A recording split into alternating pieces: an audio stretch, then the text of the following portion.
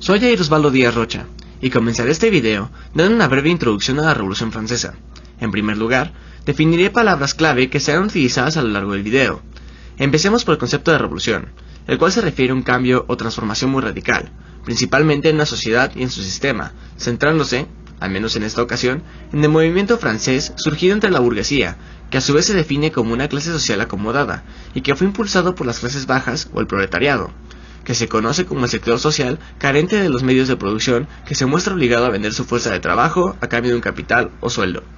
La Revolución Francesa se toma como el principal exponente de las revoluciones burguesas, pues fue esta clase la que se mostró como principal acreedor del movimiento, ya que generalmente buscaba acabar con el poder monárquico para crear estados liberales o repúblicas, en donde se ve muy marcada la soberanía popular. Pasemos al desarrollo.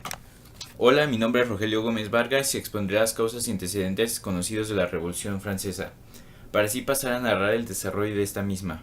Ahora mencionaré las causas y antecedentes de la Revolución Francesa. La desigualdad en Francia por el régimen absolutista que impulsó la permanencia del feudalismo como sistema económico, cosa que únicamente aventajaba a las altas clases sociales. Su fuente principal de producción fue la agricultura, que era desarrollada por el proletariado. Influencia de la Ilustración en los burgueses, que mencionaba generó una transformación en la sociedad. Ahora mencionaré el antecedente externo más importante que influyó en la Revolución Francesa. Este fue la independencia de las 13 colonias, sosteniendo entre su ideario político los ideales ilustrados. Esto marcó un ejemplo para los revolucionarios franceses, quienes vieron poder generar cambios profundos en la sociedad. Ahora procederemos a decir las etapas que conformaron la Revolución Francesa. La primera etapa empezó con el descontento de la gente, ya que el pueblo vivía en una difícil crisis económica y no había cosechas, lo que provocó hambre en el país, mientras que el rey y la reina continuaban como si nada. Entonces la gente fue a quejarse al Palacio de Versalles, donde vivía el rey, Luis XVI y María Antonieta, su esposa y la reina. Entonces corrió el rumor de que la reina dijo: "Pues que coman pasteles", lo que provocó el enfurecimiento del pueblo. Entonces el rey declaró el estado en bancarrota y convocó los estados generales, una asamblea donde los diputados de la nobleza, el clero y el pueblo se reúnen. La mitad de la nobleza y el clero, mientras que la otra representa al pueblo. La nobleza y el clero buscaban el voto por estamento, que les aseguraba la mayoría de votos sin tener que hacer nada, mientras que los del pueblo buscaban un voto justo. Los integrantes de la nobleza y clero lograron convencer a algunos miembros del pueblo, y los que no, los expulsaron del Estado General, lo que provocó la primera asamblea, hecha únicamente por el pueblo. La primera asamblea que se formó fue la Asamblea Nacional, el 17 de junio de 1789. Esta fue formada por el pueblo campesino y burgueses, con la finalidad de acabar con las injusticias del gobierno. Como segunda etapa diré la toma de la Bastilla. En su origen se construyó como una fortificación durante la Guerra de los 100 años, pero Richelieu la convirtió en una prisión del Estado. El 14 de julio de 1789, miles de trabajadores parisinos armados tomaron el lugar lúgubre, que por entonces solo custodiaba a 7 prisioneros. Fue el primer paso hacia la Revolución Francesa. La etapa que siguió de la toma de la Bastilla fue la abolición del feudalismo. Es un movimiento popular campesino de miedo colectivo que se desarrolló en Francia entre el 20 de julio y el 6 de agosto de 1789. Se originó en las provincias francesas. Debido a los rumores de conspiraciones aristocráticas, se extendió el rumor de que la aristocracia estaba contratando bandidos para que recorrieran los campos cortando el trigo verde y estropeando la cosecha. Se creía además que los propietarios nobles estaban acaparando el grano para venderlo a precios más altos. El miedo se extendió con rapidez y se produjeron revueltas de modo casi simultáneo. Los campesinos se organizaron en grupos, saquearon e incendiaron las propiedades señoriales. Esto dio fin al feudalismo. La siguiente etapa fue la pérdida de poder en la iglesia. Esto sucedió en julio de 1790. Cuando aprobó la constitución civil del clero, esta no proponía la descristianización, sino una reforma administrativa que alteraba en profundidad la estructura de la iglesia. Esta quedaba bajo la utilidad del Estado francés y se abolía el poder de la iglesia. en todo lo que excediera la materia netamente religiosa. También la abolición del clero quedaba incorporada, al también que se eliminaban todos los tributos y oficios que no fueran los del cura, obispo y vicarios. Después de esto el pueblo hace una revuelta en el Palacio de Versalles y manda al rey Luis XVI y a la reina a París, en el Palacio de las Tullerías.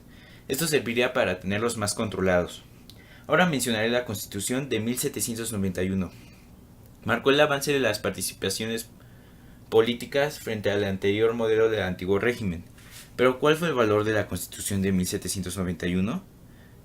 El 3 de septiembre de 1791, la Asamblea Nacional Constituyente aprobó la Constitución francesa. Como una monarquía constitucional, esto dice que la soberanía reside en la nación, y ya no en el rey, y organizó un régimen de monarquía parlamentaria, introduciendo la división de poderes de Montesquieu, que era sufragio. Eran los ciudadanos, pero solo eran tomados en cuenta los que tenían un domicilio y pagaban contribuciones.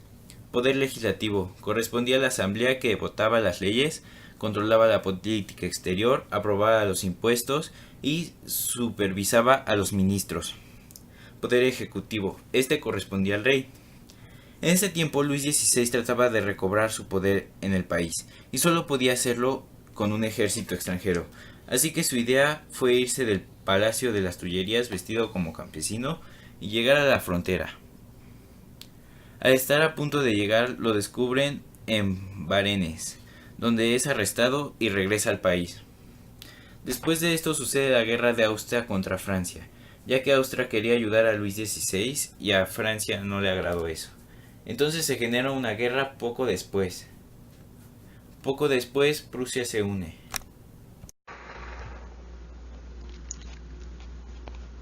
La Convención. La Convención es el periodo de 1792 a 1795, en el que el Poder Ejecutivo estaba a cargo del Comité de Salvación Nacional, y el Legislativo requería sobre la Convención Nacional, la cual es una asamblea constituyente de carácter democrático. En esa época, varios países europeos en desacuerdo con la Revolución hicieron lo posible por evitar que ésta acabara con la monarquía, y marcaron un ejemplo para más pueblos. Así, que formaron una coalición y amenazaron con ocupar Francia si ésta no se quería rendir y restablecer la monarquía. Entre estos países se encuentran los pertenecientes al Sacro Imperio Romano-Germánico.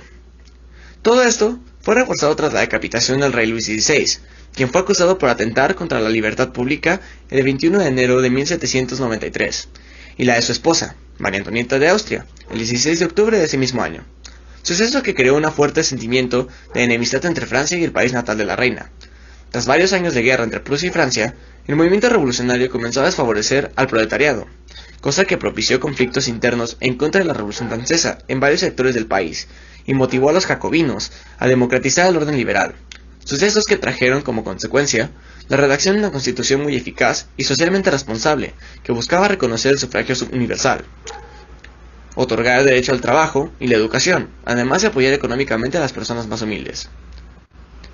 Ese mismo año, el Comité de Salvación Pública caería en manos de Maximilien de Robespierre, quien se encargó de ejecutar a los jacobinos, pues eran los que, en una jugada sucia, comenzaron a asesinar a los contrarrevolucionarios masivamente frente a grandes muchedumbres.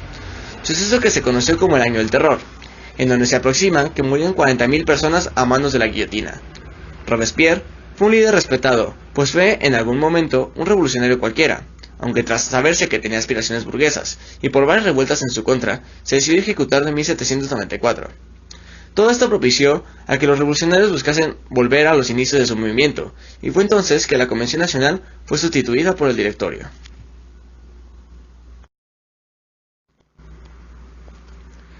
Primera República Francesa. La Primera República Francesa surge como el resultado de la llegada del revuelto popular al Palacio de las Tullerías, en donde se hizo una asamblea y se determinó democráticamente arrebatar al rey cualquier función y poder sobre la nación el 10 de agosto de 1792, dando como consecuencia una nueva organización de índole parlamentaria, conocida como...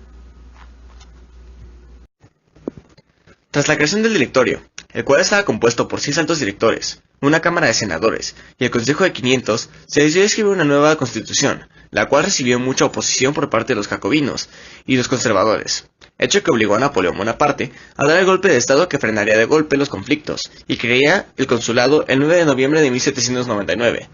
Desde la creación de este mismo, el poder recaía casi por completo en Bonaparte, quien poco a poco fue convirtiendo lo que algún día fue la República Francesa en el llamado Primer Imperio Francés. Consecuencias de la Revolución Francesa. Inmediatamente después de la Revolución, es posible observar cómo se conformó el imperio de Napoleón, y cómo éste ocasionó las guerras que llevaban su nombre, convirtiendo a Francia en una potencia bélica inalcanzable. Por otro lado, la Revolución Francesa, como se buscaba, logró acabar con los remanentes del feudalismo, acabando junto con estos a los nobles y los privilegios de la Iglesia. A su vez, logró instaurar la base de los derechos del hombre, cosa que incluso hoy pasa a ser fundamental para la vida en la sociedad.